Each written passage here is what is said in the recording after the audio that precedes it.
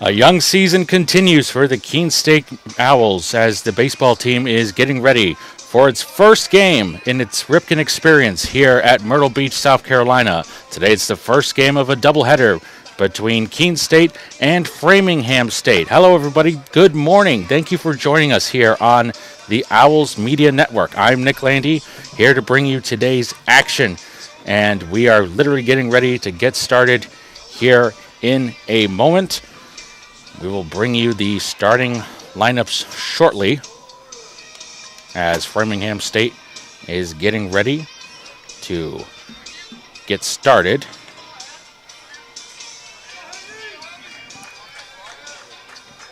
As we will now get set for the first pitch for today's game as Scott Noski takes the mound for Framingham State, and leading off for Keene State in today's game is Hamilton Barnes, the freshman infielder, as the first pitch is outside for ball one.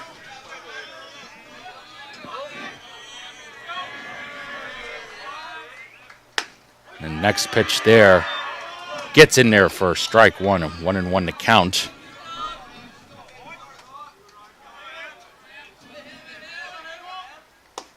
Off-speed pitch just misses inside for ball two. Barnes, Woodstock, Connecticut native out of Woodstock Academy, takes ball three. A 3-1 count for the Owls as they look to win their second straight game here today, here at the Polo Grounds here in Myrtle Beach, South Carolina. The 3-1 swung on and missed for strike two as we now have a full count.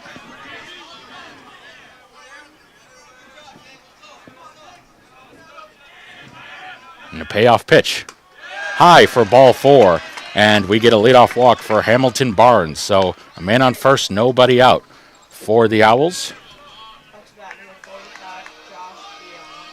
And now Josh Beyond, the number 2 hitter, will make his way to the plate.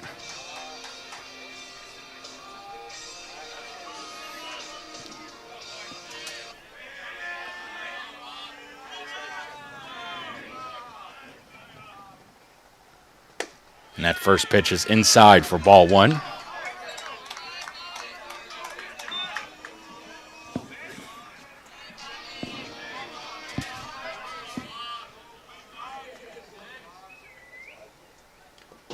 And that second pitch is hit him, and Beyond now heads to second, and the Owls are already getting something going here. Runners now on first and second with nobody out.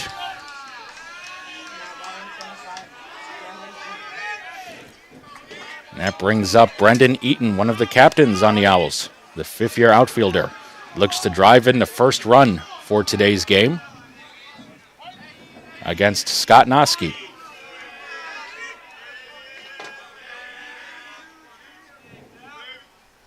Scott Noski, excuse me, as first pitch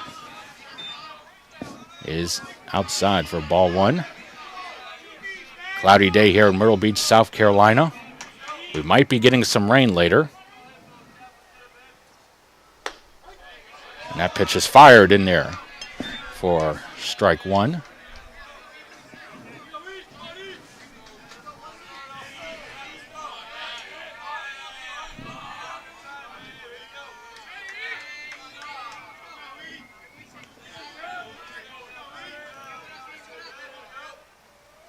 And now another pitch, high for ball two.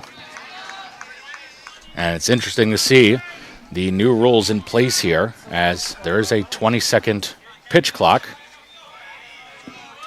as it forces the batter to get set in the box by 10 seconds out, and the pitcher has to throw within 20 seconds as the next pitch is in there for strike two. A 2-2 count now against Eaton.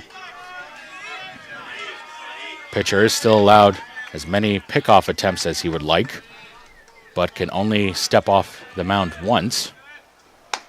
As that next pitch is high, and it's another full count.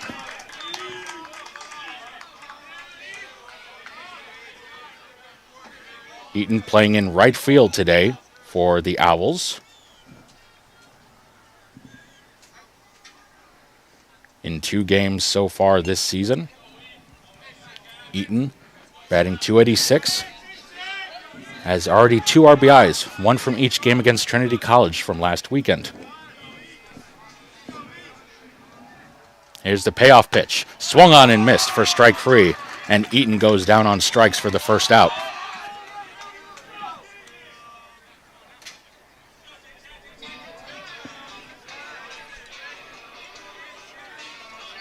And that will now bring up Jonathan Chatfield, the freshman infielder. He'll try to score the first run for the Owls. That first pitch is low and inside for ball 1. Chatfield, a freshman out of Naugatuck, Connecticut via the Taft School.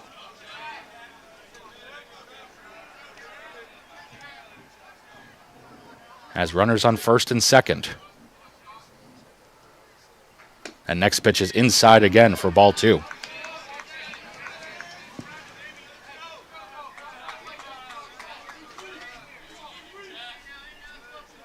Chatfield still looking for his first collegiate RBI. Can get it here with a base hit. And that next pitch is fouled off to the left side. It's 2 balls and 1 strike now.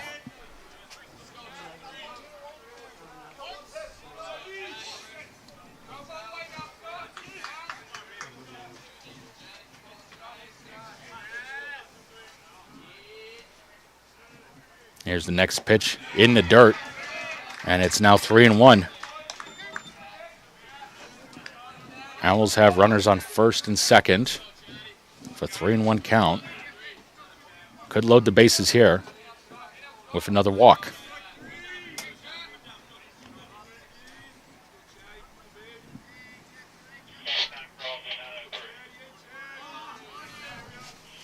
And swung on and miss. An off-speed pitch. And correction, it was actually 2-2 that time, so that means it is strike 3. And that's another strikeout. And now we have 2 outs here.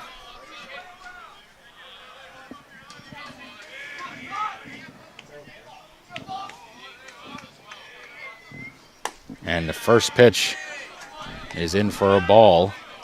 And that is against Nathaniel Hudson, the junior outfielder.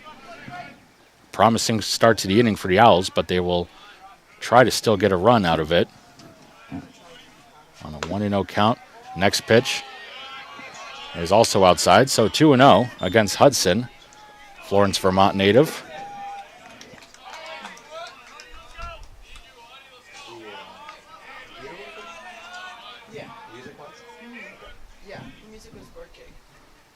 The 2-0 is in there for strike 1.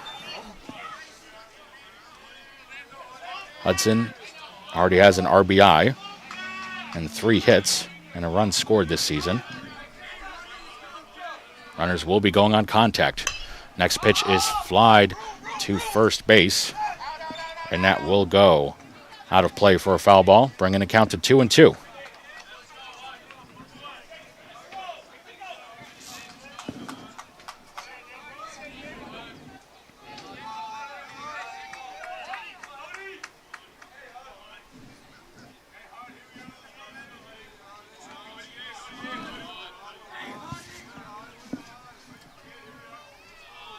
The 2-2 pitch, line to center field. The center fielder is judging it, getting under it, and he makes the catch for the final out. So the Owls get their first 2 runners on base via a walk-in hit batter, but they are unable to bring any runs home. And that will take us to the bottom of the first inning in a scoreless game here at the Polo Grounds as Framingham State will now come to bat for the first time today. We will quickly take a look at the starting lineup for Framingham State. Their leadoff hitter is their designated hitter in number 11, Caleb Hendricks. And batting second, the right fielder. That is number 15, Robert Johnson. After that, in left field will be number 32, Ryan Boyle. And then cleanup hitters, the second baseman, Cam Gilroy, batting fifth. And at third base is Dane Frelick. And then will be the first baseman for Framingham State. And that is Jimmy Gillerin. Followed by the shortstop at the 7th spot. And that would be Burbank.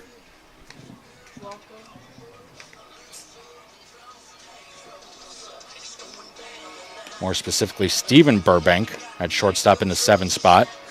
Then in the 8th spot is the center fielder who made the final out of the top of the first inning, Shane Costello. And then lastly in the 9th spot is the catcher for Framingham State, Ryan Plocker. And they will be going up against one of the better pitchers on Keene State's roster today, Phil Nichols. Phil Nichols, who has the only win on the season so far for Keene State in his one start earlier this season, last weekend in the second game of the doubleheader against Trinity College. Nichols picked up the win while striking out a batter in 6 1/3 innings in the 4-1 win for Keene State. Framingham State is 0-2 entering this game. They're looking for their first win. As now we get ready for the bottom of the first, as the first pitch from Nichols finds its way into the strike zone for strike one.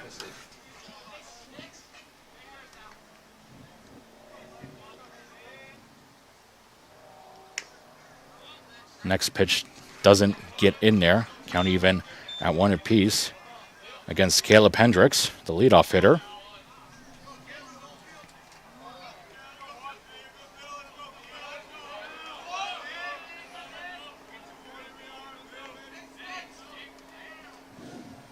Now another pitch, and it clips him on the arm, and it's a hit batter. So Keene State, who had a hit batter of their own in the top of the first, now puts the man on first for Framingham State with a hit pitch, a hit by pitch. And that takes us to the number 2 hitter, Robert Johnston.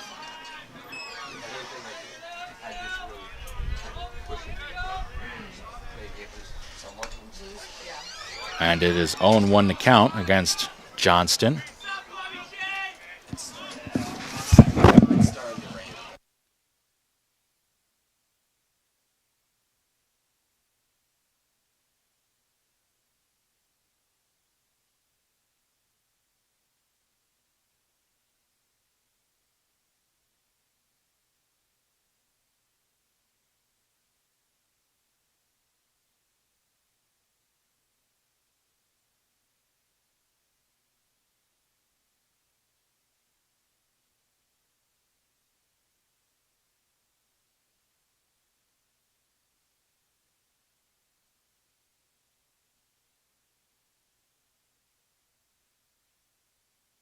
Oh, and 2 to count now on Johnston against Phil Nichols.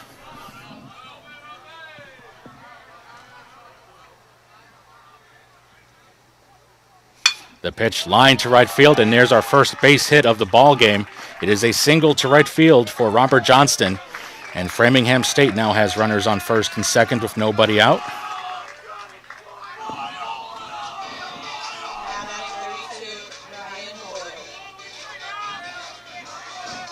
And that will bring up the number 3 hitter, Ryan Boyle. Ryan Boyle looking to drive in the first run of today's doubleheader. The Arlington, Massachusetts native fouls off the first pitch.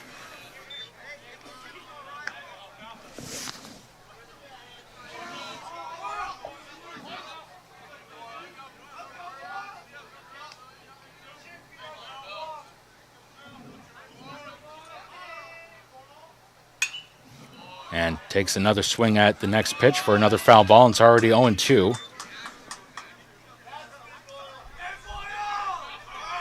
Boyle only having one hit between Framingham State's first 2 games so far this season. No RBIs, as that next pitch is outside for ball one.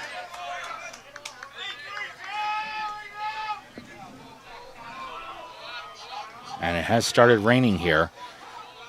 Just a little bit of a drizzle. We'll see if it gets any more severe. As the next pitch, an off-speed pitch, grounded back to the pitcher. Nichols looks to third, and then he will throw to first to get the first out of the inning. Meanwhile, the other two runners on base advance to second and third. And now Framingham State has two runners in scoring position with only one out.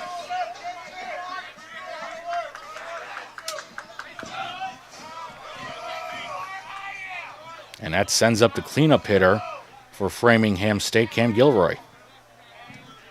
Gilroy with a big opportunity here, and he fouls off that pitch on a check swing for strike one.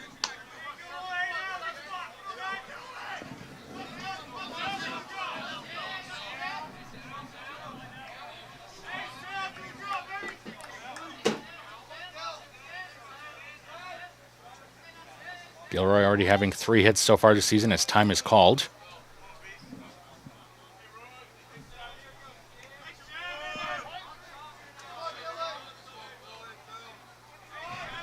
Now the righty back in the box in that closed stance. Waits the 0-1 pitch. Swung on and missed for strike two.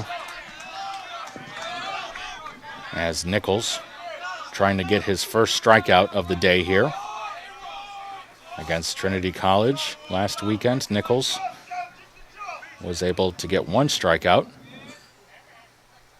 And now he's got 1 today as Gilroy swings and misses for strike 3. A big second out for the Owls now, as now they are close to getting out of their own jam.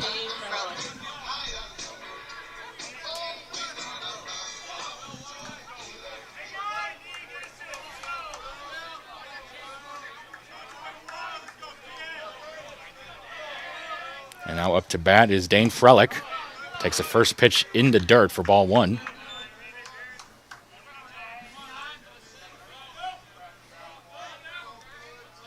Frelick, a sophomore, can potentially drive in 2 runs with a base hit and a check swing. The umpire says he did go for strike 1.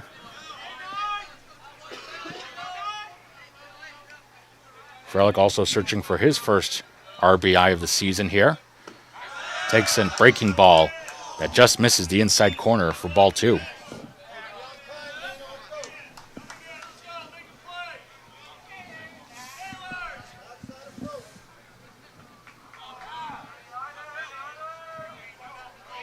Nichols taking his time.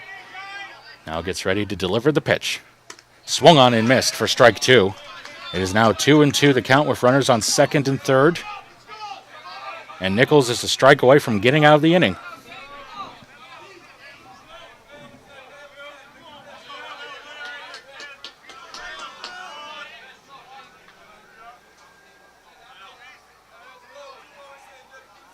Here's the 2-2. Ground ball to third, and it's taken by the third baseman and thrown to first in time, and Nichols gets out of the jam for Keene State. So Framingham State able to get runners on second and third here, but much like Keene State in the top of the first, they are unable to bring anyone home, and we have now made it through 1 inning of play here at the Polo Grounds in Myrtle Beach. It's a scoreless game between Keene State and Framingham State. We'll be back with the second inning right after this. To them, the whole world looks like an opportunity, one to be seized, built upon, and made better for their sport and the people around it. To student athletes, every opportunity is a chance to change what could be and show the world what opportunity can do.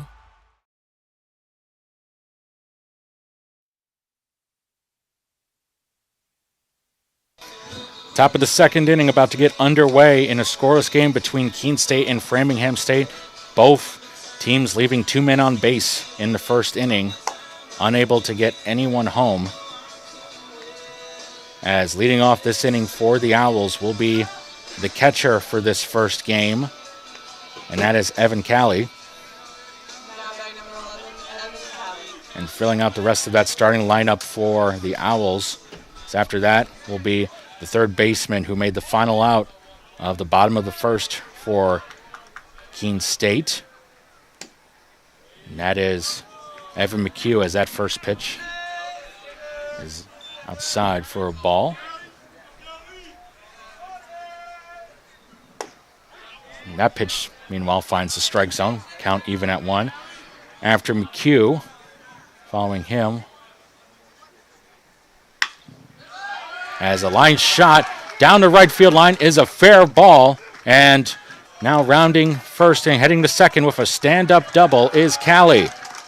So a leadoff double for the Owls, their first hit of the game. And now they have a runner in scoring position with nobody out. And that will bring up Evan McHugh, the freshman infielder, with a chance to give the Owls a 1-0 lead.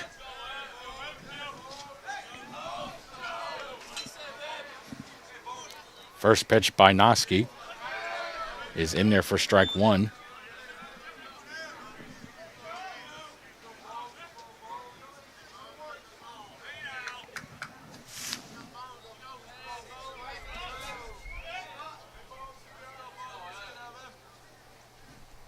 Next pitch just misses the strike zone. It's another ball.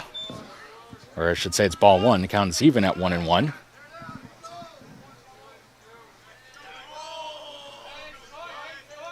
McHugh with Callie on second in a scoreless game on an overcast day here in Myrtle Beach at the Ripken Experience. Ground ball. Will it get through the hole? It's knocked down by the shortstop, but he has no play, and it's an infield single for McHugh. So the Owls get hits from their first 2 batters of the inning. And just like last inning, they now have runners on first and second with nobody out. And coming to the plate is Junior Santos. Santos, the senior, playing at shortstop today, can put the Owls on the board.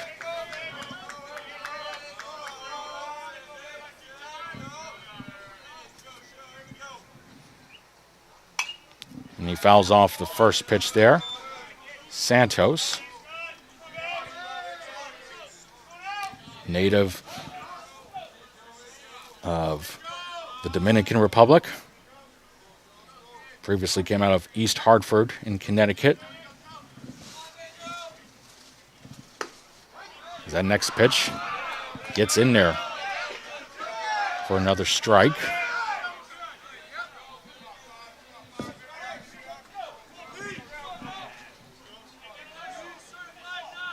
Santos last year appearing in 25 games for the Owls, starting in 22.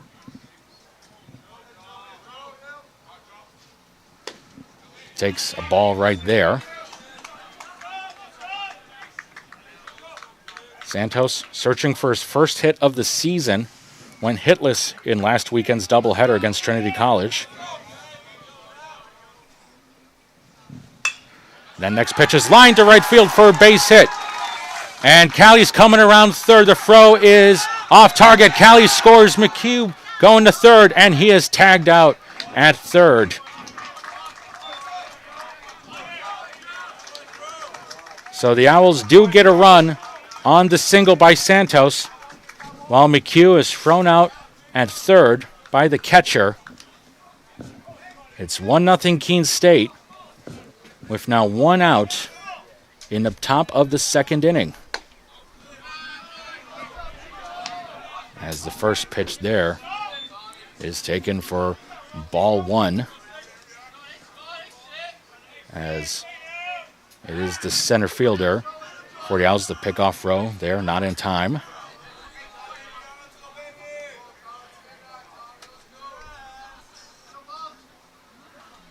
As it is the outfielder, Tommy Ehlers, who hits a pop-up to center fielder.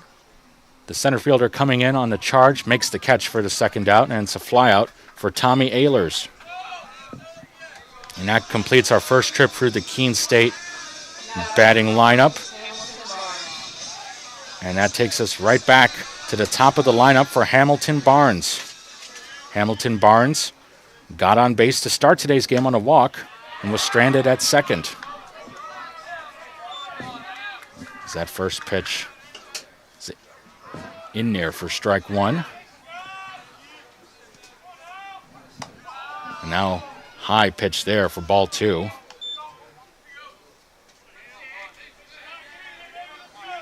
So with that single, a few batters go. Santos has his first run driven in of the season. As that pitch is popped up to foul territory, and that will go out of play. So not only does Santos have his first run driven in of the season, it is also the fourth RBI of his collegiate career. Last year, his first season with the Owls, he had 3 RBIs.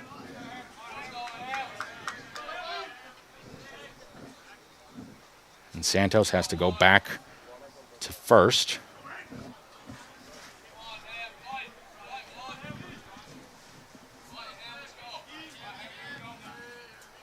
Here's the 1-2 outside for ball two.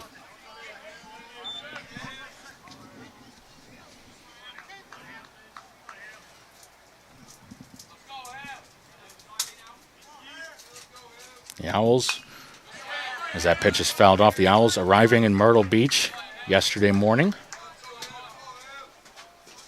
Back for another go-around at the Ripken Experience in Myrtle Beach.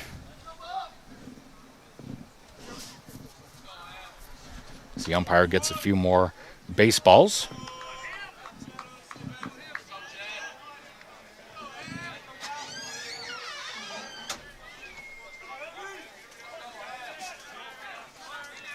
Barnes had 2 hits in the second game of the doubleheader against Trinity College.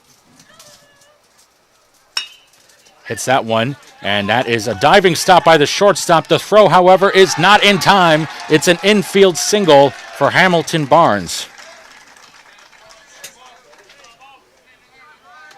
A great effort there by the shortstop, Burbank. He's had to dive and make a few diving plays for Framingham State today. But that time he was not able to beat out Hamilton Barnes, and the Owls have runners on first and second with 2 outs. And that first pitch high and inside for Bayon.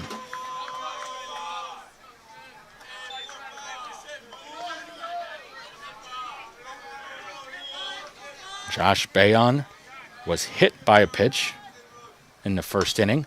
That next pitch, he fouls that one away.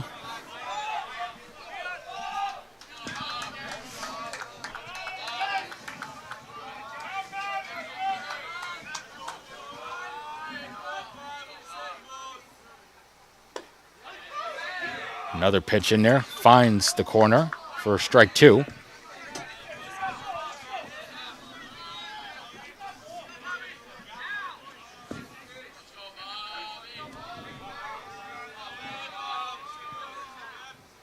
And no pitch, and Bayon is hit again.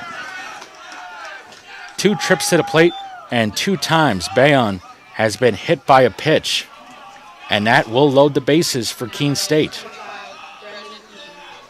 And Brendan Eaton comes to the plate with a big opportunity for Keene State. A chance to break this game wide open for the Owls.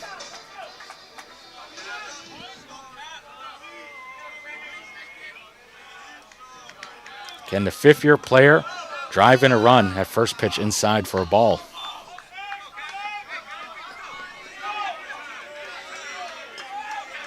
Eaton in the first inning with runners on first and second was unable to move them any further as he struck out swinging. That pitch in there for a strike, evening the count at 1-1. You have Santos at third, Barnes at second, Bayon at first. In a 1-0 game for the Owls. The pitch is fouled away for strike 2.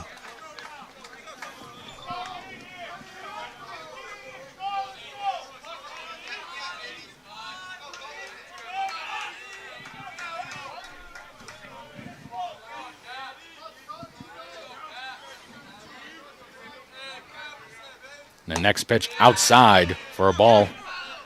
Evening the count at 2.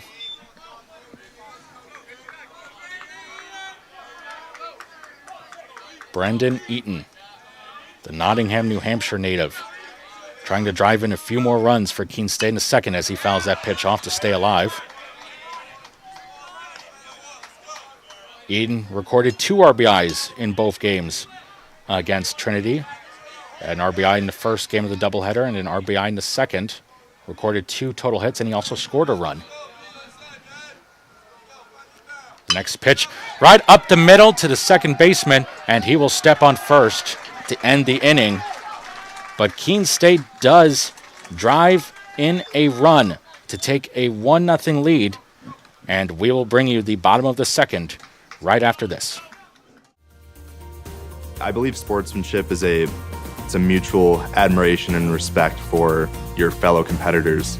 We all go through a lot to reach the point where we compete against one another. It's important to realize that. So once we're finally on the field or on the court or on the starting block, we look at each other as fellow human beings and not just competitors. Being able to recognize the hard work that other athletes are putting in creates a more positive and inclusive environment.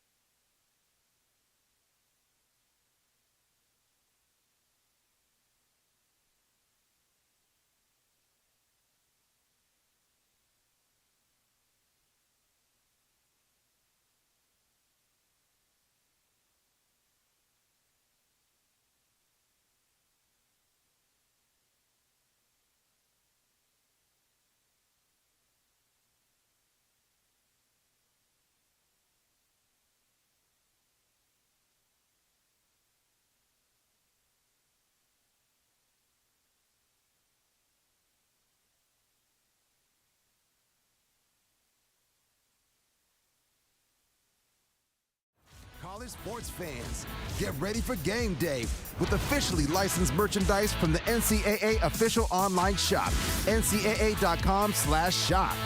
Get the whole family geared up with the best collection of apparel and accessories, including t-shirts, sweatshirts, headwear, championship gear, and more.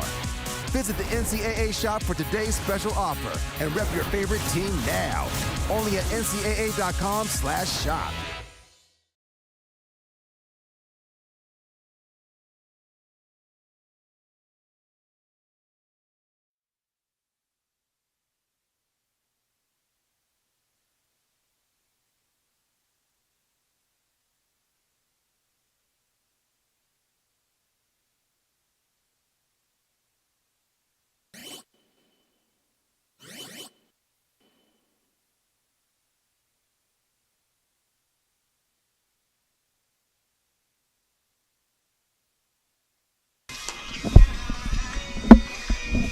Top of the third inning about to get underway. And folks, Nick Landy here. We have a special guest joining us today for the top of the third inning. It's Keene State pitcher Brendan Muse. Brendan, thanks for stopping by the press box. How are you doing today? Pretty good. Thank you.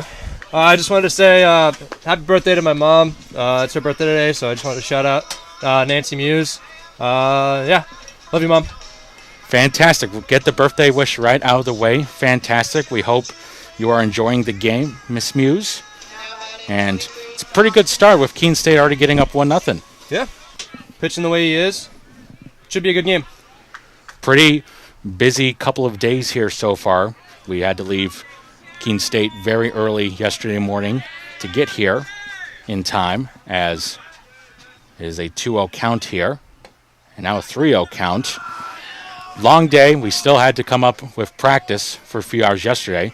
So ultimately, how impressed are you to see your teammates showing up with this quick start so far? It's great to see. I mean, talking to a bunch of teammates, I know a bunch of them went to bed at like 7 o'clock, which great. Like, that's what we need. We need to get to bed early, get up early so we're ready to play.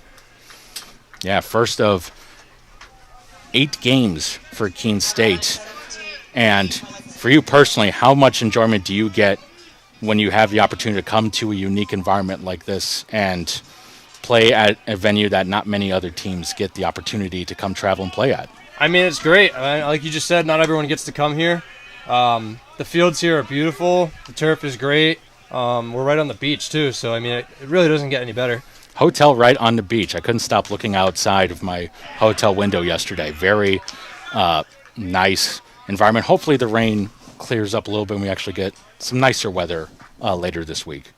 I think the rest of the week it's supposed to be a lot nicer. I think this is the only day where it's supposed to get a little bit of rain, but it's a 2-1 count now on the Owls, and it's now a 3-1 count as well. So Brendan, obviously you're entering your senior season here with it just getting underway, and obviously it's senior year. As that line shot to right center, will this get down? It will be caught instead by the right fielder. And just like that, we have 2 outs. So Brendan, senior year is a big year that everyone looks forward to as an athlete. What are you ultimately looking for to accomplish on the mound in this year for Keene State? I want to have a winning record. Not only for me, but as a team. Like, even in games I'm not pitching, if I can help other pitchers out, depending on pitch grips, pitch sequences, anything like that, I'm happy to help. I just want our pitchers to do well, so just winning. Just winning, absolutely.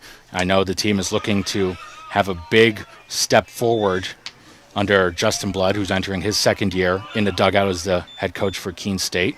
So we got an 0-2 count here. With the new pitch, the new rules in general, especially with the game clock going on, how are you looking forward to handling that this season? It's a little bit of an adjustment. I'm still getting used to it, but we've been doing stuff in practices before we started the season to get us adjusted to the pitch clock, and basically so we know that it's coming and we don't get a ball called for 20 seconds. So we've been doing stuff like, instead of shakes, easier ways to call a pitch without the other team knowing, and just keep a good tempo. Brendan Muse, pitcher for Keene State, joining us for a few more minutes here. And as a baseball fan yourself, have you personally found the game to now be a little more exciting now, seeing guys having to be more cognizant of that clock and having to be able to make sure they're getting all of their signals, all of their communication done in time and still being able to execute? A little bit of a mixed bag for me. As a pitcher, I kind of like to take my time. I was always one that I have a couple different pitches, so I tend to shake off a lot. I tend to take my time in between pitches, but I think keeping a good tempo, once you get used to it, it can really mess up the batter because they're not trying to get in the box and see pitch after pitch after pitch. They usually like to get out, take their time, take a little break, get back in. So once I get used to it, I think it'll work to my advantage. So you still find yourself ultimately getting adjusted to that. A little bit. It's still yeah. a work in progress. I haven't like been called for the pitch clock yet, but it's just something that's in the back of my head, whereas before it wasn't. So. Before we let you go, we do have to mention, as the bottom of the third gets started with Phil Nichols back on the mound for Keene State, we do got to mention we had both you and Nathaniel Hudson in our Keene State studio a few weeks ago for a fun segment of Get to Know. For those who don't know, it's a fun segment where we bring in a couple student athletes to try to answer some different questions that have multiple answers and see if they can get as many correct answers as possible. I'm not going to spoil what happened with you and Nate, though I will say that video is in the pipeline as that pitch is hit right off the mound to the second baseman Barnes, and he readjusts to make a nice play there for the first out. We have one out in the bottom of the third. I won't spoil what happened with you and Nate, but I will say the video's in the pipeline. But now that you've had some time to reflect back on that, are you happy ultimately with how that performance turned out? Do you feel like you wish you guys had maybe another shot at it to get maybe a few more answers there? How do you think that ultimately turned out for the two of you? I thought it went pretty well. I think that Nate would have wanted another try, especially when we had I won't spoil it, but we had questions on World Series MVPs. Nate couldn't get Red Sox one. He's a Red Sox fan, so he's probably pulling his hair because of that. But right, and it's a lot of sports questions, but it's even some different questions as well, non-sports related. And I know there was an entertainment question that definitely somewhat stumped you guys a little bit. Have you? I will say it has to do with a little bit with streaming. Have you found yourself doing a little more watching on the streaming platforms since your appearance in the studio? I would say so. Yeah, I've been watching the basketball games and whatnot at my house. I'm doing homework or just hanging out. So yeah, I would say so. As that pitch is fouled off with one out in the bottom of the third, Keene State up 1-0. So you mentioned Nate's a Red Sox fan. Who is your baseball team? I'm a Yankees fan. So how do you find, obviously you playing in New England, I'm sure you deal with plenty of I get grief all the time. Fans, as that pitch is a strikeout and a throw to first in time. So you're a Yankees fan in Red Sox Nation, and Nate is obviously one of many Red Sox fans that you've had to deal with on the team. How do you coexist with Red Sox fans on a baseball team? I mean, at the end of the day, we're on the same team. We're brothers, so we got to get along. It's always just a joke when we talk about stuff like that. And I'm not the only one. Dean's a Yankees fan. Floyd's a Yankees fan. Emmett's a Yankees fan. And Marty, I believe Marty Testo. Marty Testo is a big Yankees fan. Yeah, we so see him. I'm not the only one. Yes, many Yankees fans here at Keene State, and Marty Testo is here with the club in the dugout, helping the team out. Ultimately, what do you think? How do you think the Yankees will do this year? They've had several really good seasons, but have struggled. They have struggled in the playoffs the last few years. They've decided to hang on to Brian Cashman and Aaron Boone. Are you ultimately hopeful that the team will get back to winning championships with those two, or do you think they will have to eventually make changes in those positions? So last year, I think the team was deep enough to actually win a World Series, but they just got riddled with injuries during the playoffs. The bullpen, DJ LeMahieu, there's a couple big bats out of the lineup and big arms that they needed. But right now, I know a bunch of people. Harrison Bader went down. Carlos Rodon went down with an injury. So I'm hoping this year they get their injuries out of the way, and then when it comes time for October, they're all healthy and they can get past it. But I think they can win one with the group they have, because the Astros are getting a little bit worse. They lost Verlander. I think it's definitely possible to see a World Series championship for the Yankees with Cashman. Do you think Aaron Judge breaks his home run record? I don't know. I think he could, but at the same time, I don't know if anyone's ever going to have a season like that for a long time. Was there any point you thought that he would not come back to the Yankees after last season? Yeah, when John Heyman said Arson Judge was on the Giants. Arson Judge going to the Giants. That must have, I'm sure, terrified you and every other Yankee fan. Is that pitch? Our pitcher on the mound, Phil, he FaceTimed me, and I was doing homework one night, and answered the phone. He started singing, "Start spreading the news." He's like, he's going to San Francisco, and I was a little worried. I told him, I don't know. I haven't seen anything yet. I gotta see it to believe it. And then, luckily enough, next morning I woke up to a really nice notification that the Yankees re-signed him. So, Cam Gilroy up to bat for Framingham State, takes ball one right there, as Framingham now having a runner on first after Ryan Boyle was hit by a pitch there. And now that shot is over the head of Santos for a single. So Framingham State getting a rally going with 2 outs here. Runners on first and second after that single by Gilroy. Brendan Muse still with us for a few more minutes here in the press box. So, staying on the Yankees, I think another thing because again, I'm from Illinois person. I'm a White Sox fan, but I have family in Connecticut, and I hear about the Yankees all the time. And ongoing debate between Yankees fans is whether or not the team should kind of go back to its ways of just being the ultimate spender and spending as much money as possible on star players, or if they should be putting more on. And we'll actually leave it right there, as that's popped up, stays in play for the final out. Brendan, we'll continue this conversation another time, but thank you for joining us. We look forward to seeing you on the mound this season. All right, thank you.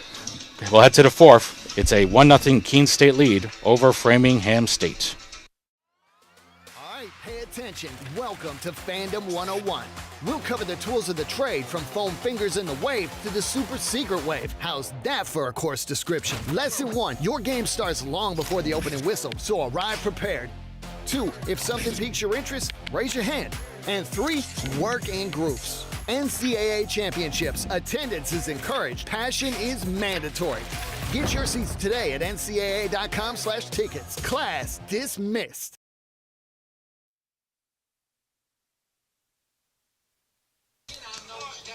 Top of the fourth inning about to get underway. Keene State up 1-0. Nick Landy here. Just want to quickly thank Brendan Muse for joining us last inning to talk a little bit about his hopes for this upcoming season, as well as some other topics, including about what he's hoping for out of his favorite MLB team, the Yankees. Always great to hear from one of our players. And again, after today's second game, we will also be talking to Keene State head coach Justin Blood about both of today's games against Framingham State. As to lead off the top of the fourth inning for Keene State, as that pitch is in there for a ball, and now another pitch fouled off for a strike. Leading off for Keene State is Evan McHugh, who reached on base during the one-run second inning for Keene State, but was thrown out from third during the RBI single by Jordan Santos. As it is now 3-1.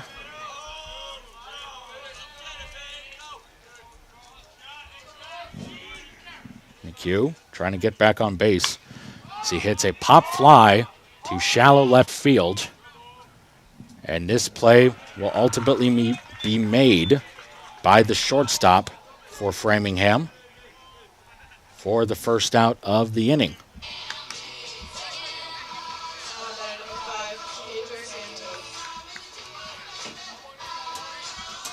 And now here is the man that drove in the only run for Keene State so far today, Jordan Santos.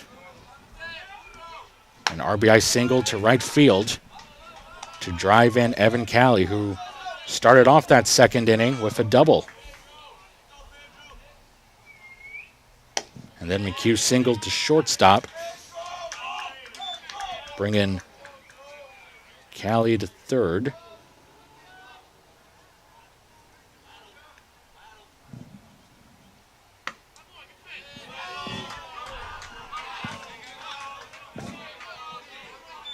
It is now a 2-0 count.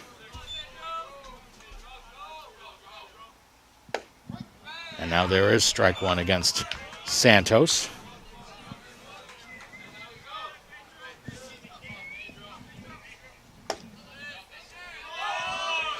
And the 3-1 count.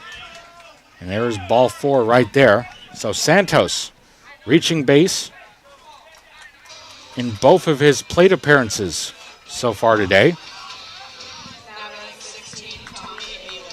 And now it's the outfielder, Tommy Ehlers, up to bat. Ehlers, in his one plate appearance, flied out to center field. As there's a first pitch ball.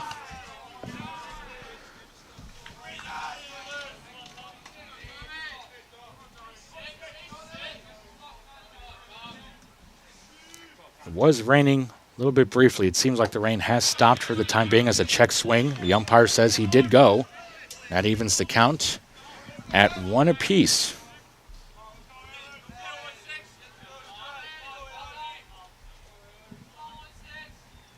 Hiller's a freshman out of Salem, New Hampshire. Hits this next ball up the middle to the shortstop, who steps on second, throws to first. The throw is high, and they still say he is out. It is a double play that ends the top of the fourth for Keene State. So they strand a runner on first on the walk, and we will now head to the bottom of the fourth inning with Keene State maintaining its 1-0 lead. The road to national championships runs through NCAA.com. And whether you follow one college team or all of them, it's never been easier to get the content you want all in one place. With live broadcasts of multiple championships across all divisions, with exclusive access. This is your ticket to the NCAA tournament. And highlights for every single championship. Stay in the game all season long with NCAA.com, the home of college sports.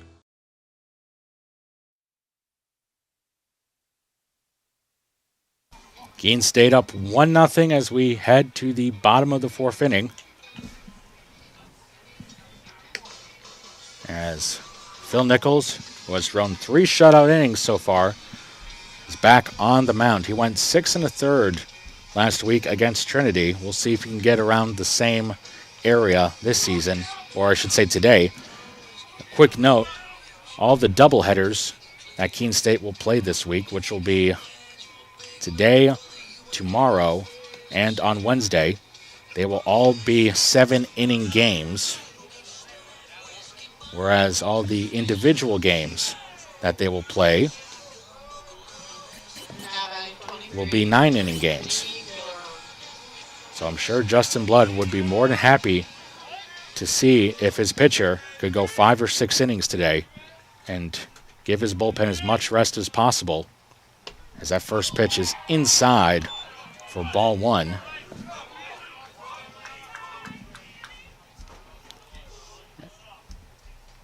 As up to the plate for Framingham State is Jimmy Gillerin, as he is now finding himself in a 1-1 count. And now that is hit deep to left center field. Going back at the wall, reaching up, and the catch is made.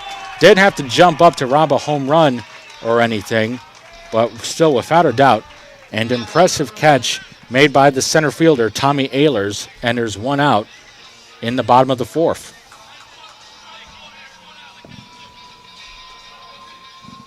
And now that will take us to the shortstop for Framingham State. Stephen Burbank. And Burbank will see that pitch go into the dirt, or I should say the turf, for ball one. The Polo Grounds, one of several community fields here at the Ripken Experience, with a turf field except for the dirt mound, as it's now 2-0. This group of ballparks here at the Ripken Experience, at these group of fields, that are emulating historic ballparks, as that's flied out to right field. And the catch is made by Eaton, as we now have 2 outs. Polo Grounds, one of many historic ballparks recreated here in Myrtle Beach for the Ripken Experience. Well known for its unique dimensions, as left field goes 277 feet, right field 256 feet, and then straightaway center 395 feet.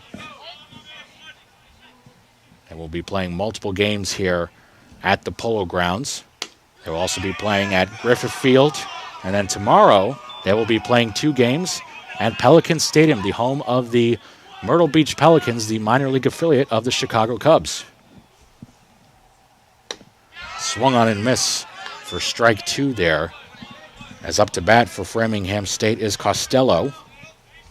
Costello looking to record his first hit, as that is flied out to left field, and making the play for the 3rd out of the inning is Nate Hudson. A 1-2-3 inning for Phil Nichols, as Keene State keeps hold of its 1-0 lead as we head to the 5th here on the Owls Media Network.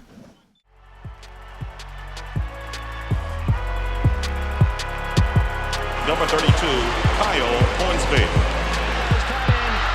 Inside the 30. Touchdown. Michaela burns it. An incredible finish by Hall. The NCAA and its member schools offer nearly 500,000 college athletes a path to go pro in something other than sports. Learn more at ncaa.org.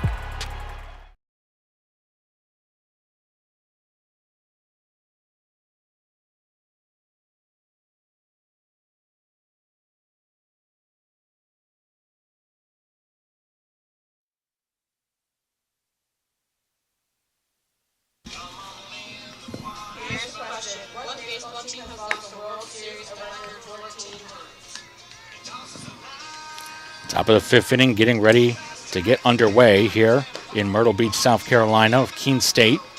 Up 1-0 over Framingham State.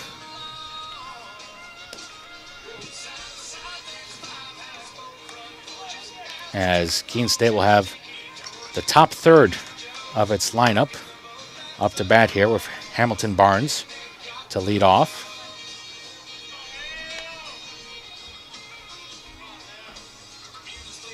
Barnes is 1 for 1 today. He has a walk. And then after walking to lead off the game,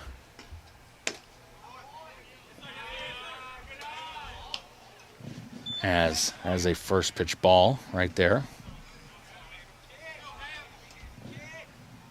Now pitch way outside for ball 2.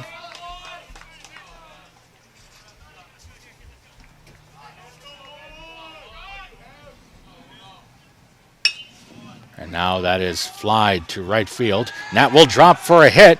Barnes heading out to second, and he will get his own double as he slides into second base. A leadoff double for Hamilton Barnes.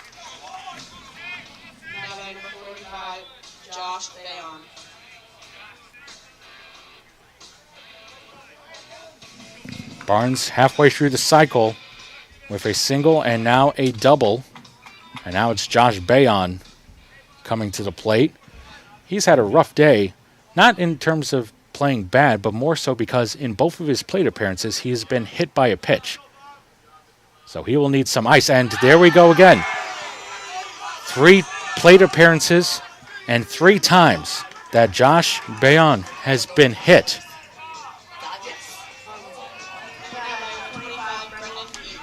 As I was saying, he will need some ice after today's games. But he flipped his bat up high. He seems to take it in stride. And with that, Keene State has runners on first and second with nobody out.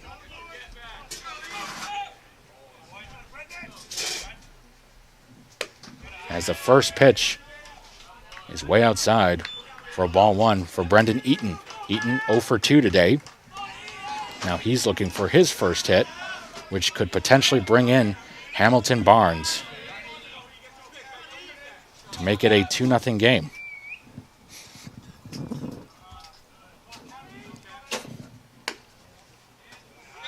And that pitch is outside for ball two. Barnes at second, Bayon at first.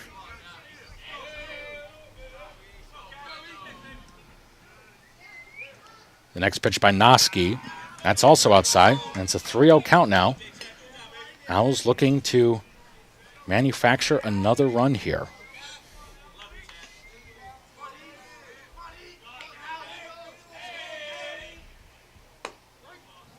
That pitch does find the strike zone, so it's 3-1 now.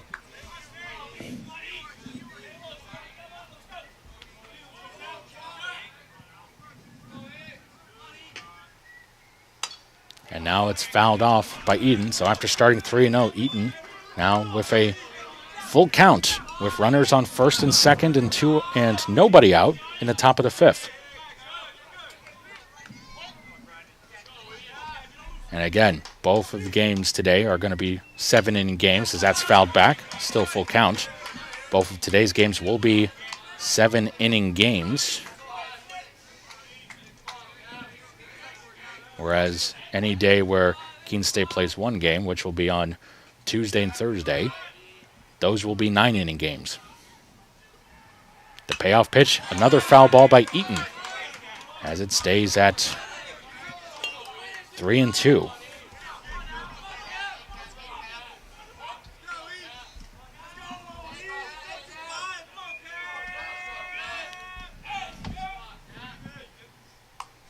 And another foul ball by Eaton. Eaton fighting in the batter's box, fighting to stay in the batter's box. A fifth-year player trying to get on base. Here we go again. And that hits Eaton. That nearly got him in the face. I think that ultimately hit him in the arm, though. That's 2 hit batters this inning for Noski. And now we have the bases loaded with no outs for Keene State. And now we might be getting a pitching change here. Or they might ultimately be talking to Noski. Noski has been able to hold his own by only giving up the 1 run, but Keene State has had many opportunities to get more runs against Scott Noski, and that will be the end of the day for Scott Noski. He will leave after 4+ innings. We will take a quick break, and we'll be back with our new pitcher right after this. College sports fans, get ready for game day with officially licensed merchandise from the NCAA official online shop, ncaa.com/shop. Get the whole family geared up with the best collection of apparel and accessories, including t-shirts, sweatshirts, headwear, championship gear, and more. Visit the NCAA shop for today's special offer and rep your favorite team now. Only at ncaa.com/shop.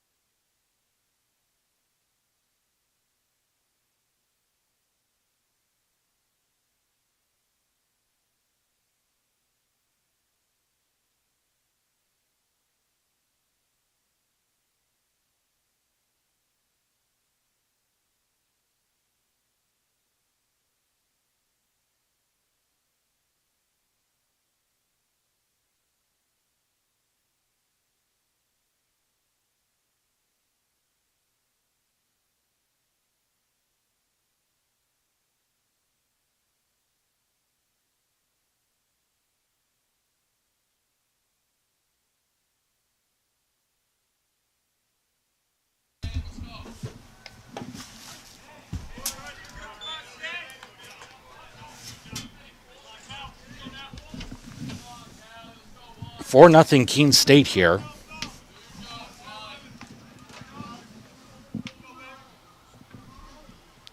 Is now swung on and miss for a strike.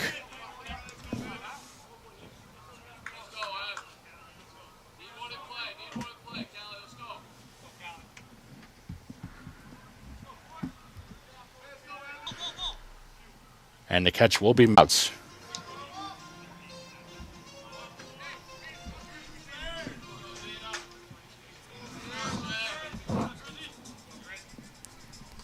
And from third.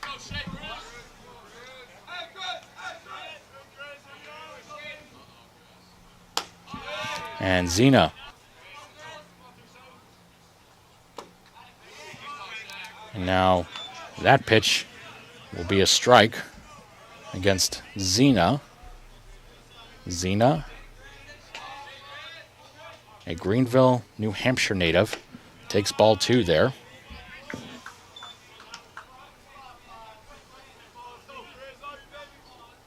And now that pitch.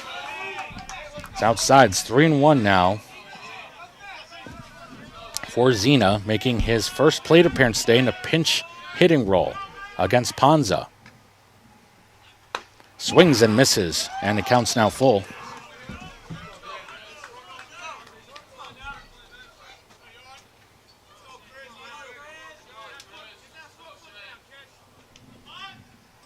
Now the payoff pitch swung on and missed for strike 3, and that ends the inning, but not before Keene State brings in 3 more runs today, 2 of which coming from a double by Jonathan Chatfield. And after 4.5 innings, Keene State leads Framingham State 4-0.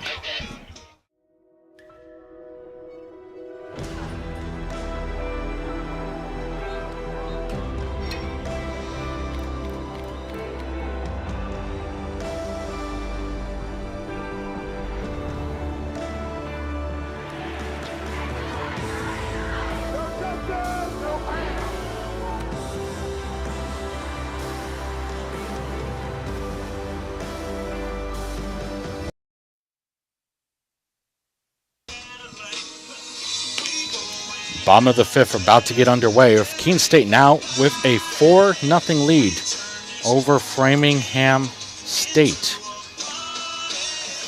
We learned from the umpire in between innings that after pinch hitting in the game, last half inning, Shea Zena will be replaced at third base by Trent Mayer.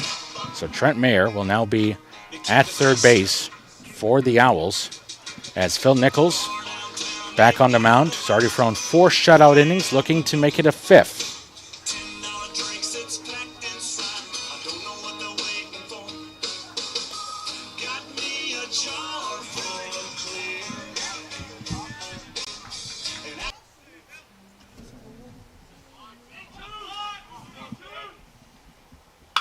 And that first pitch is fouled out at left field.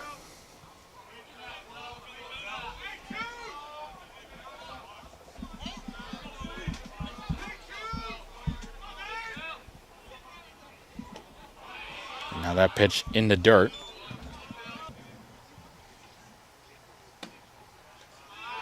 Now it's 2-1. Nichols looking to help Keene State extend its winning streak to 2 games. That will take us back to the top of the order for Framingham State for Caleb Hendricks. Hendricks 0 for 1 today.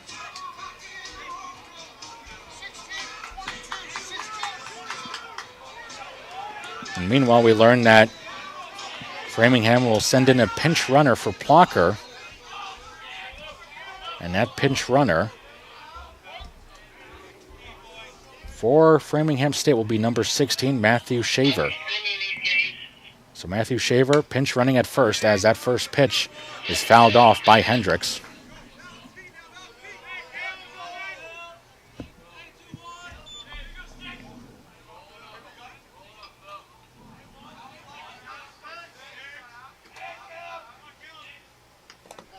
And now that pitch gets through the legs of the catcher, and Shaver will head to second. The pitch or a passed ball against Cali. But either way, as that pitch is fouled off, and that brings the count to 1-2. The umpire going up to talk to Nichols. Keene State does have some action in the bullpen. And from the looks of it, it appears that they have Liam Conley warming up. So Justin Blood hoping that Nichols can try to get through as much of this inning as possible, but he looks to be prepared to put in Conley just in case. It's now 1-2. No one out, runner on second. And that pitch is fouled off. That keeps us at 1-2 for Hendricks. Instead, that brings the count up to 2-2. And now that ball's fouled off. So we stay at 2-2 for runner on second.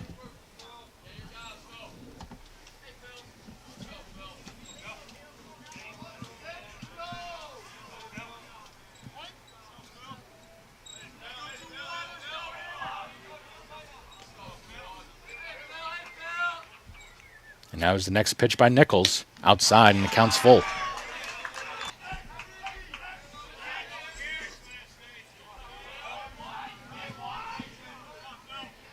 Here's the payoff pitch. Swung on and missed for strike three as Nichols gets a big strikeout against Hendricks for the first out of the inning. Time. And with one out, Johnston returns to the plate for the Rams. Robert Johnston against Phil Nichols. As the lefty swings and hits a ground ball to first, and that will be taken by the first baseman for the second out, and that will, meanwhile, move the runner to third base. So a sacrifice grounder. The first pitch is hit to the second baseman. Barnes plays it on the hop, throws to first, and Phil Nichols gets out of another jam. After 5 innings of play, Keene State leads Framingham State 1-0, or 4-0, excuse me. A 4-0 lead for Keene State. We'll be back with the sixth after this.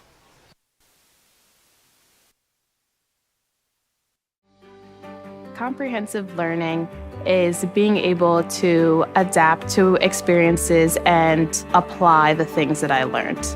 Being an athlete and juggling academics helped me grow as a person, and things that I've learned, I was able to apply it in another field, putting them into everyday life. Developing comprehensive learning helped me prioritize certain things to make sure I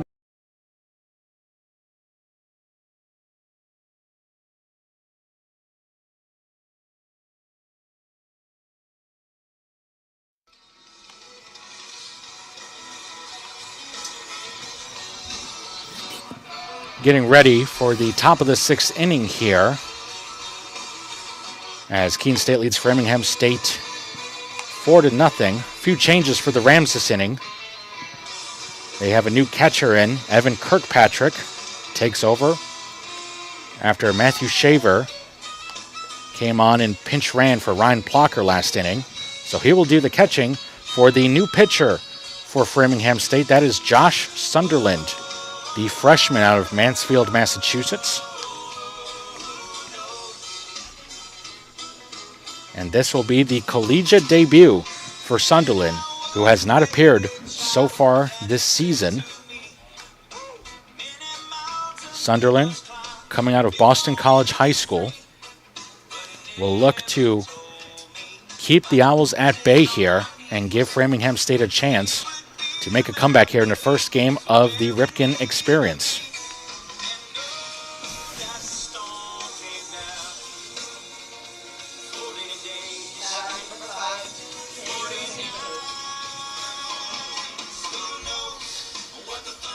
And the first batter that Sunderland will have to face today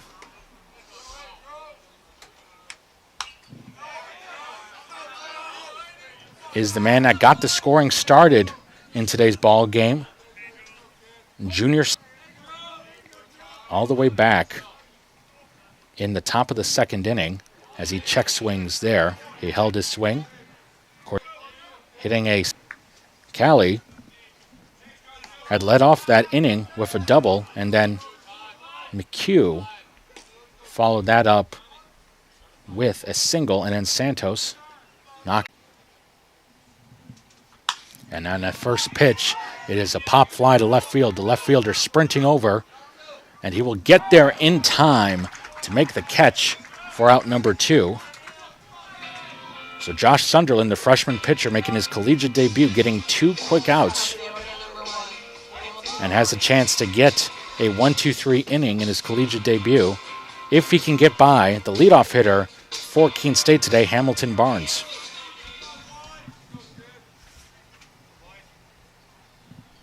And Barnes on the first pitch hits a shallow pop fly in the infield, and it will be caught by the second baseman for the final out. So Josh Sunderland, in his collegiate debut, gets a 1-2-3 inning.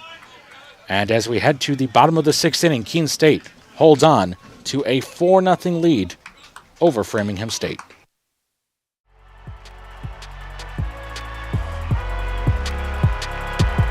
Number 32, Kyle Hornsby. Inside the 30. Touchdown. Michaela Burgess. An incredible finish by home. The NCAA and its member schools offer nearly 500,000 college athletes a path to go pro in something other than sports. Learn more at ncaa.org.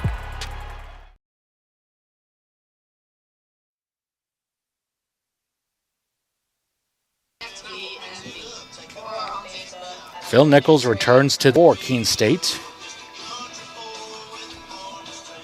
As Nichols looking to pitch a shutout, potentially here. As so far he's had successful down and mound in 5 innings pitched. He's only given up 3 hits. Has 1 walk and 3 strikeouts. Nichols picked up a win last week against Trinity College, and now will look to help start off the Ripken experience in a positive way for Keene State here. And now to start the bottom of the 6th is a line shot for a base hit to right field, and it is a leadoff single for Gilroy.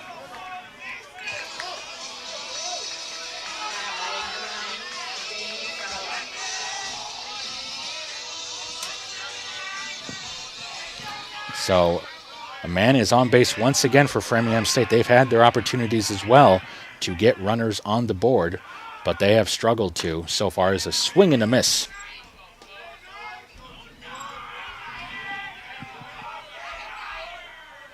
Dane Frelick will take strike 2 there. So if Cam Gilroy on first, Frelick just hit. That pitch is in the dirt to bring the count to 1-2.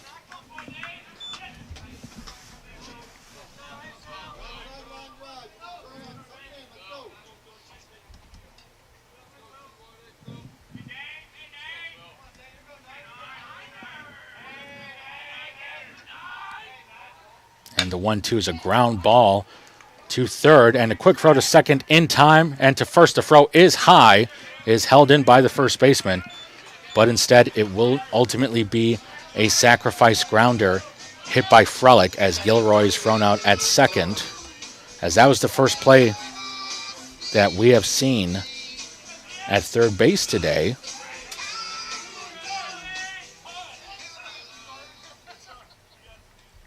From Trent Mayer, who came in to play at third base halfway through the game, and that is going to do it for Keene State's starting pitcher today, Phil Nichols. As Justin Blood makes a call to the bullpen, we'll tell you who the new pitcher is for the Owls right after this. All right, pay attention. Welcome to Fandom 101. We'll cover the tools of the trade from foam fingers in the wave to the super secret wave. How's that for a course description? Lesson 1, your game starts long before the opening whistle, so arrive prepared. 2, if something piques your interest, raise your hand. And 3, work in groups. NCAA championships, attendance is encouraged, passion is mandatory. Get your seats today at ncaa.com/tickets. Class dismissed.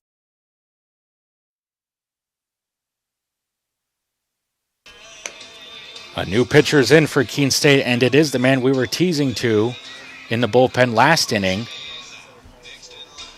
It is the right-handed sophomore Liam Conley of Marlow, New Hampshire.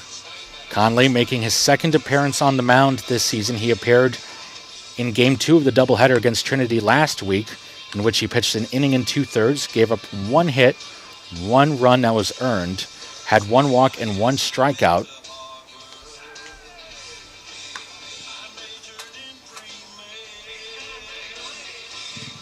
And now he will inherit a 4-0 lead for Keene State, thanks in part to a great performance by their starting pitcher, Phil Nichols, who leaves after 6 1/3 innings pitched.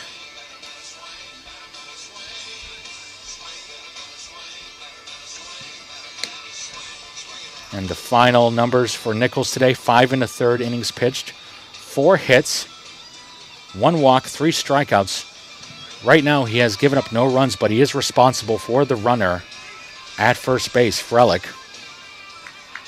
We'll see if Conley can keep Nichols' stat sheet clean. He has to get 2 outs this inning. And the first man he has to go up against is James Gillerin, the first baseman. And on the first pitch, Gillerin hits a line shot to left field. And backing up and making the catch for out number 2 is Nate Hudson. So 1 pitch, 1 out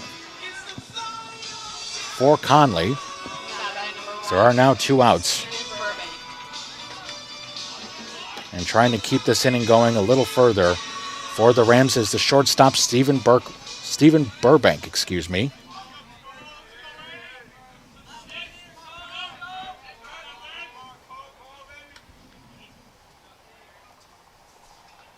And that first pitch nearly in the dirt for ball 1. Conley got a unique throwing motion here. Releases his pitch.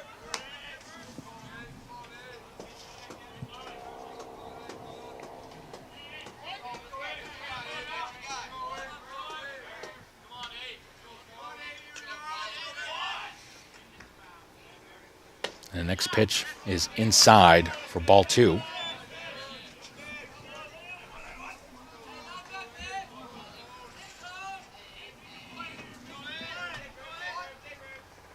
And now a line shot to center field. Will that drop for a hit? It will. And it is a 2-out single there for Stephen Burbank, who keeps the 6th inning going. And now there are runners on first and second for the Rams. And now we'll bring up Shane Costello to the plate. And Costello is another player who's also searching for his first hit today. One swing of the bat, he could make it a 4-3 game, as it's a first pitch ball from Conley. Again, Phil Nichols responsible for the runner at second. Conley now responsible for the runner at first. So here's the next pitch outside for ball 2.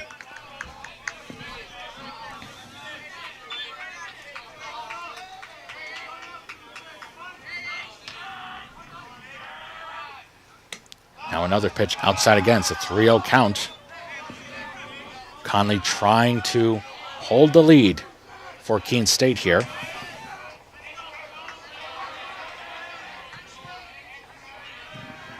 Now the 3-0. And that just gets the inside corner for strike 1.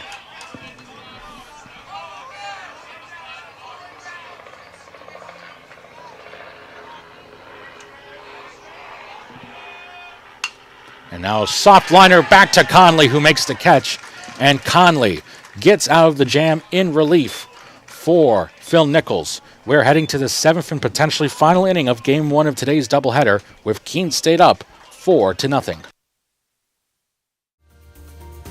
I believe sportsmanship is it's a mutual admiration and respect for your fellow competitors.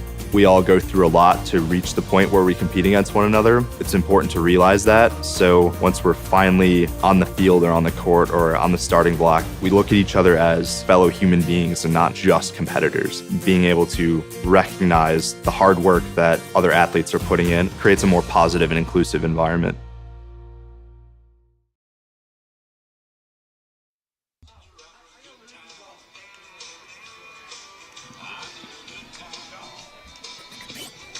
Getting ready to start the top of the 7th inning here. Keene State up 4-0, and again, because it's a doubleheader, this 7th inning could be the last one of today's game. It'll once again be Josh Sunderland on the mound for the Rams. He made his collegiate debut last inning, pitching a 1-2-3 inning for Framingham State, and the Rams are hoping he can give them another inning just like that and give them one last chance to win this first game.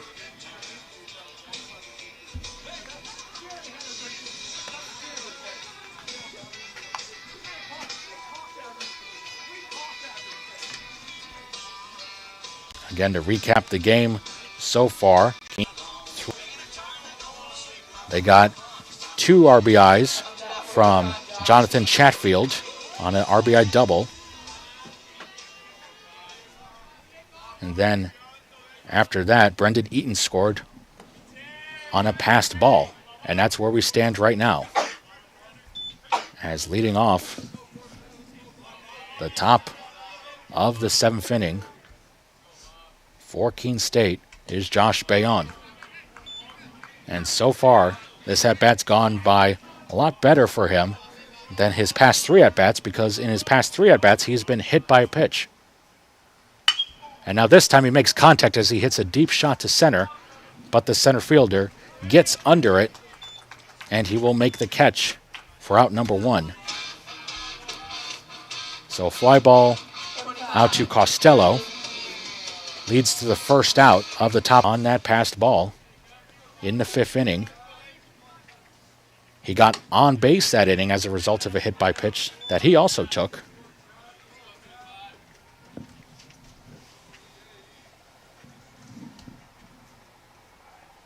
And now he swings and fouls that one off and brings the count to 1-1.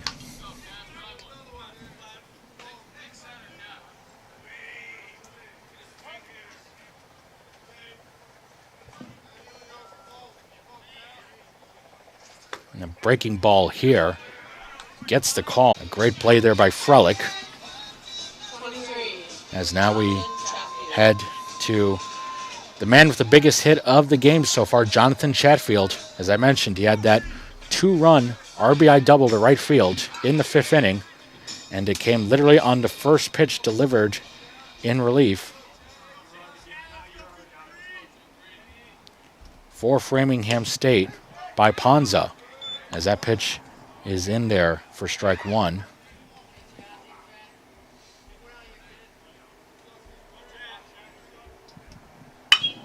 And now it's a line shot to right field. The center fielder going back, and he gets under it and makes the catch for the final out. Framingham State has one last chance to erase this deficit and keep this game going. It's 4-0 Keene State. Passion's love. Passion is love for what you do. Because I think when you face challenges, it comes down to how much you want it and how much you love it. Passion is what keeps you going forward. Seeing so many people that were like-minded and so hardworking in their sport and academics, being surrounded by like-minded people makes you want to be more passionate. I think it pushes you to a different level that maybe you didn't think you had. And you can do the best of both worlds and love all of it.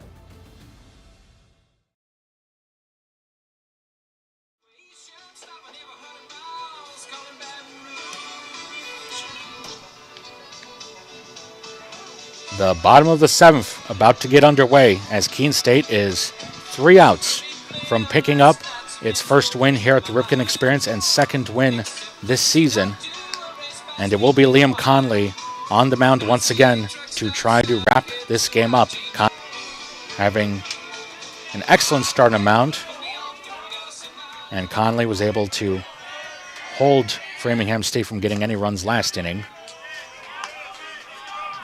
And now he will try to wrap up the victory as it is a 1-0 count.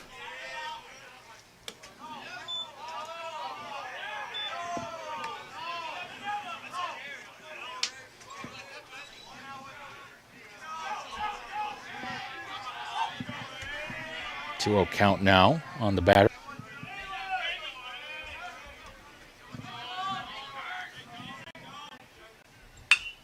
It's Evan Kirkpatrick, the catcher, for a ground ball back to Conley. Struggles to get it, finally gets it, and makes the throw to first in time for the out as he throws out Kirkpatrick. And Keene State is up now. Will be a pinch hitter. It will be Jared McLeod.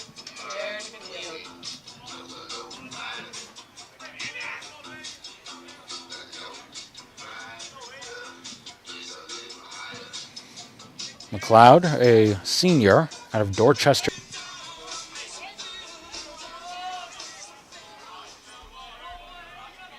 Johnston 1 for 3 today.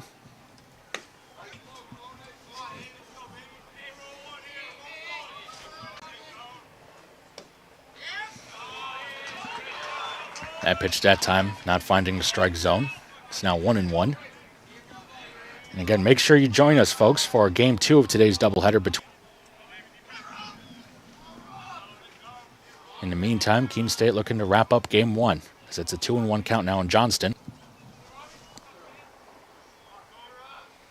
The next pitch, hit down the third base line. It's a fair ball, as the runners now advance to second and in the 7th inning.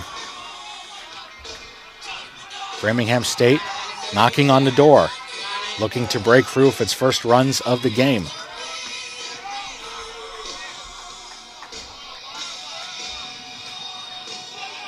After that double for ball 1.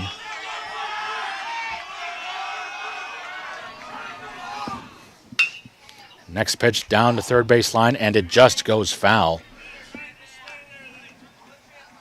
Third base. But in the meantime, we're trying to see if both Keene State players are doing okay. Both Hamilton Barnes and Junior Sant both end up colliding with each other. Coaches are attending to them. And with one out in the bottom of the 7th, they're now down 4-1.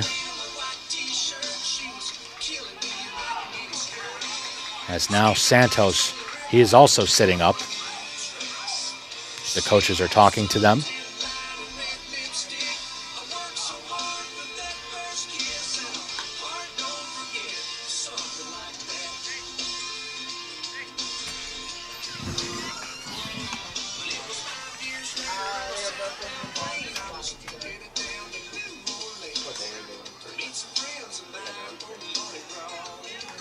So an RBI single there on that last play by Ryan Boyle.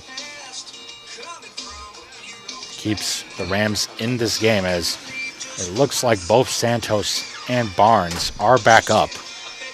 We'll see if they both stay in the game or if we'll get two new infielders instead. Justin Blood, the head coach for Keene State, talking to the umpires.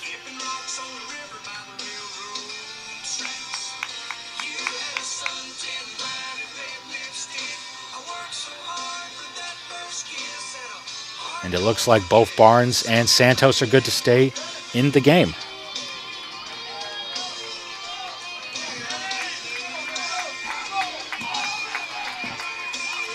So a scary play there, but thankfully it seems like everyone is okay and can get back to some baseball. As Keene State looking to lock up the win. Framingham State trying to close the deficit here. And now it's a hit batter. Another hit batter for Conley.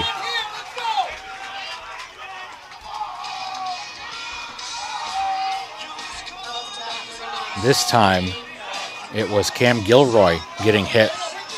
And now the Owls are in a tough spot here. Bases loaded with one out. Dane Frelick's up to bat for Framingham.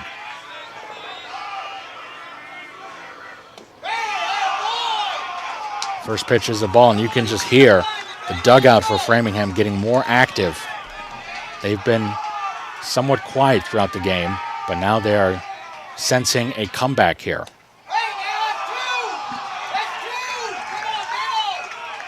It's ball two now. So we do have a pitcher warming up in the bullpen for Keene State. The tying run is at first base for Framingham. And it's now 3-0 as Liam Conley struggling to find the strike zone.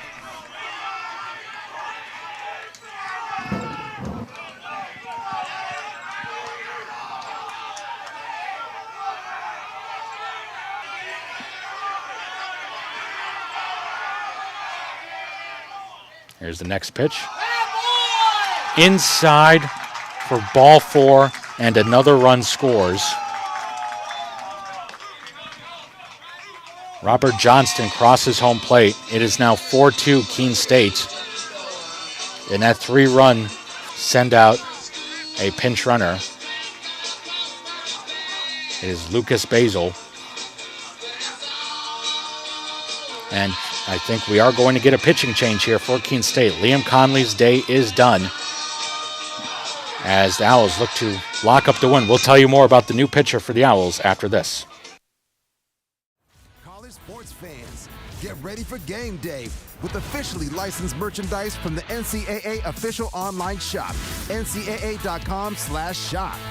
Get the whole family geared up with the best collection of apparel and accessories, including t-shirts, sweatshirts, headwear, championship gear, and more. Visit the NCAA shop for today's special offer and rep your favorite team now. Only at ncaa.com/shop.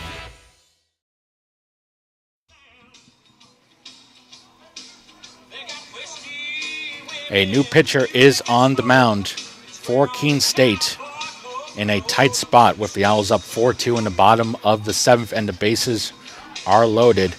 And the pitcher on the mound for the Owls is freshman Joe Schlehuber of Boston, Massachusetts, as he takes over for Liam Conley. Conley, who came in relief for Phil Nichols in the sixth, tried to wrap up the game, but was having a hard time getting the 3 outs needed, as Conley's day ends with him going an inning, giving up 3 hits, 2 runs, all of which were earned, and he had 1 walk. And now Schlehuber is making his college debut in relief.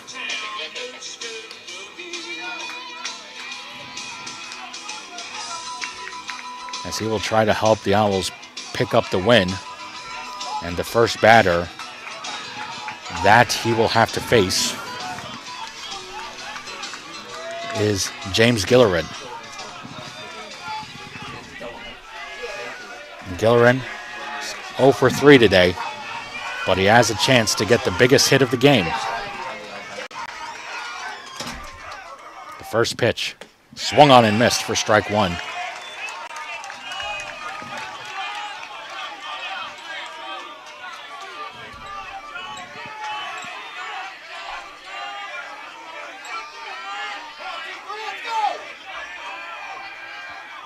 Now the next pitch in the dirt for ball 1.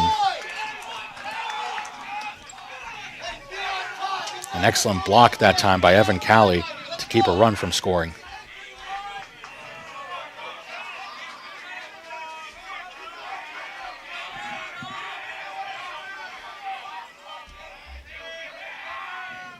The next pitch swung on and missed. Strike 2. Some high heat by Schlehuber. Schlehuber trying to get that all-important second out.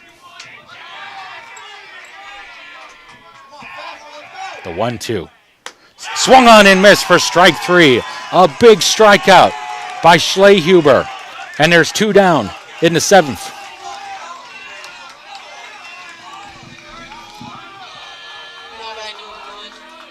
What a way to start your collegiate career right there on a big first pitch. Line to center field that will drop for a hit. 1 run will score. And here comes the second. A 2-run RBI single by Stephen Burbank. And Framingham State has made the comeback to tie this game at 4.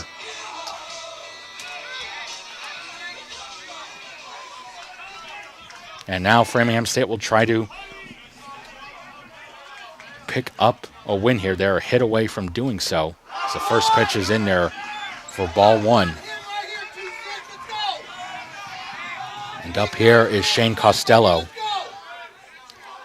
He doesn't have a hit, but he has walked once so far today. The next pitch outside for ball 2. Schlehuber has gone from trying to lock up the win for Keene State to just trying to extend the game to the 8th. The 2-0 outside for ball 3.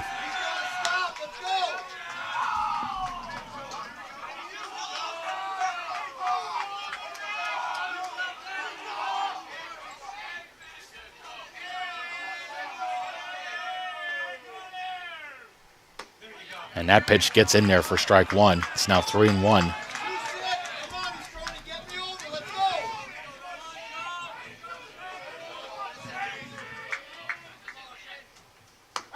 And that pitch is high, and it's ball 4, and the bases are once again loaded for Framingham State. And now there's no margin of error left over for Keene State here. Either they will extend this game to extras, or Framingham State will complete a 4-run comeback to win the first game of the Ripken Experience. And now we may be getting a pinch hitter here.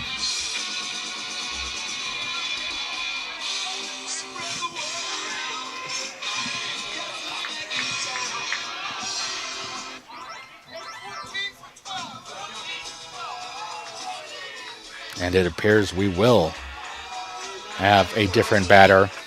Instead of Evan Kirkpatrick, the catcher that came in during the game, it will be Ethan Moniz, a junior first baseman out of Dartmouth, Massachusetts.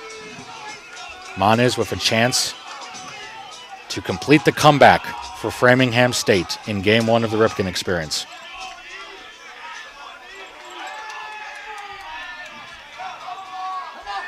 Here comes the first pitch by Schlehuber. Swung on and missed for strike 1.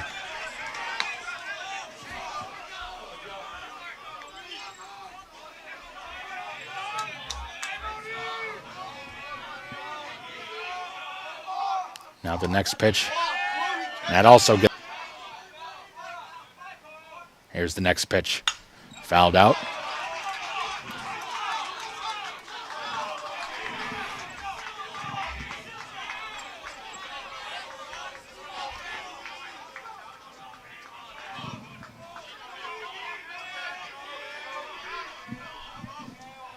Here's the 0-2 again. Down low for ball 1. Keene State leading this game for most of the day. But Framingham State with a big 4-run, 7th inning. And they're 1 hit away from winning it. And it's ball 2 now. The Ham dugout more active than ever so far today. Keene State dugout just hoping to get out of this inning. The 2-2.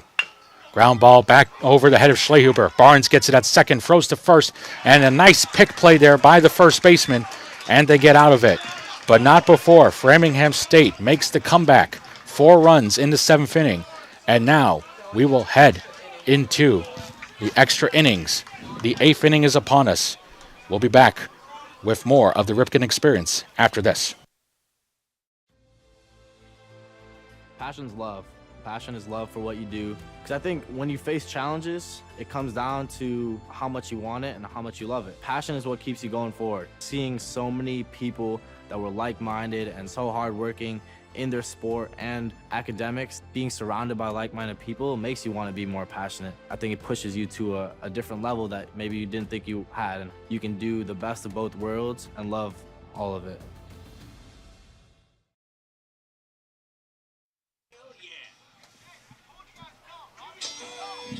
Well, this is we're learning more about the lineup changes from the umpire. Framingham State, as I mentioned, with 4 runs off of Liam Conley and Joe Schlehuber in the bottom of the 7th to keep this game going. They had the bases loaded with a chance to win this game, but Schlehuber was able to get a ground ball to second to end the inning and keep the game going. And now we have extra innings here at the Polo Grounds.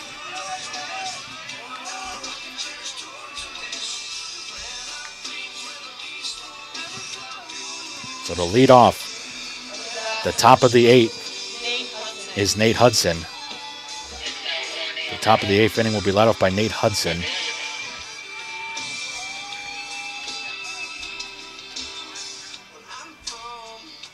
And he will go up against Josh Sunderland in another inning of relief. And again, in college baseball, you do get the runner at second to start extra innings. So going at second base for Keene State will be number 23 for them. That's Jonathan Chatfield. So let's see if the Owls can strike first here as Hudson gets ready to take on the first pitch. And it's in there for strike 1.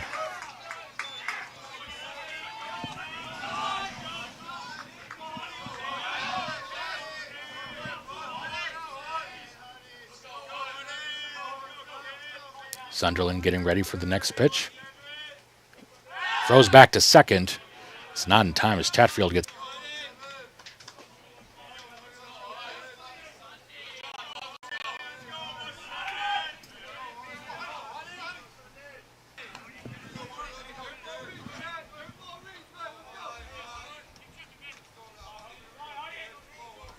So this inning you will get Hudson, Callie, and Mayer, Trent Mayer, who came into third base during the game, will be in the hole as that ball's in the dirt.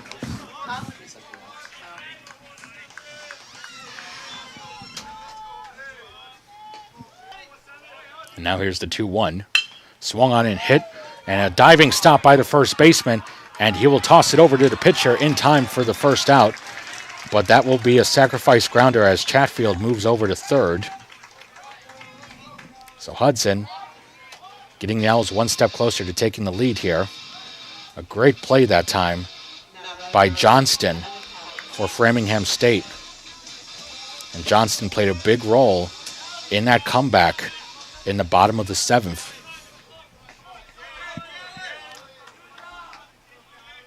There's popped up for Evan Callie, who slammed.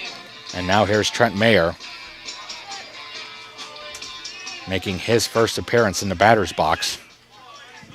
His first appearance at the plate in 3 games this season. Takes that next pitch. Nearly got hit there.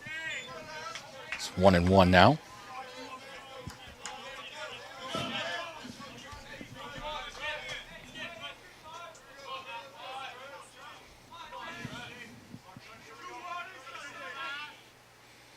Now a breaking ball there, just meant when Framingham State comes up and stop will cut that off, and he will get the throw over into the bottom half of the 8th as Framingham looks to complete the comeback and win game 1 of today's doubleheader. Passion's love. Passion is love for what you do. Because I think when you face challenges, it comes down to how much you want it and how much you love it. Passion is what keeps you going forward. Seeing so many people that were like-minded and so hardworking in their sport and academics, being surrounded by like-minded people makes you want to be more passionate. I think it pushes you to a different level that maybe you didn't think you had, and you can do the best of both worlds and love all of it.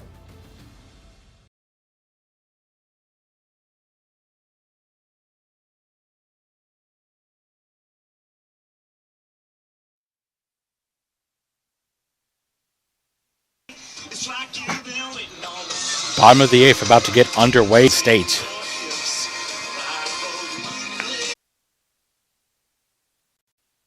Huber loaded the bases there all the way to home, and now Framingham State will have a chance to win it here as the runner at second came in as a pinch hitter last inning and started that rally. He started that rally last inning to move Brown to third, and Framingham State is a hit away from winning today's game. For strike one, it just got the corner. Batting here with a chance to win the game is Robert Johnston. There, it's ball one.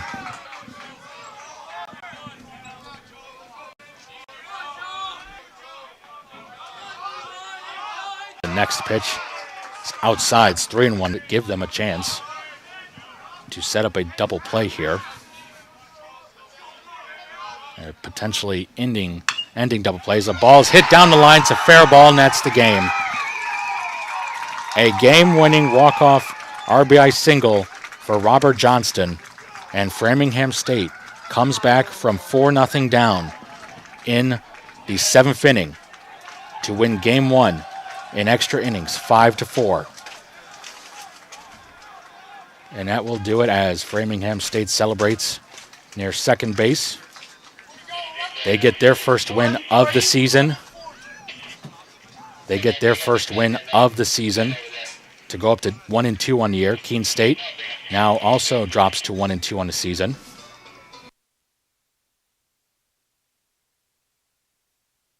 Final score, Framingham State wins 5-4 over Keene State in 8 innings. This is Nick Landy signing off. We'll see you back here for Game 2 at 11:40 Eastern Time. You have been watching a Keene State Athletics broadcast on the Owls Media Network. Please tune in to our next broadcast, and thank you for watching.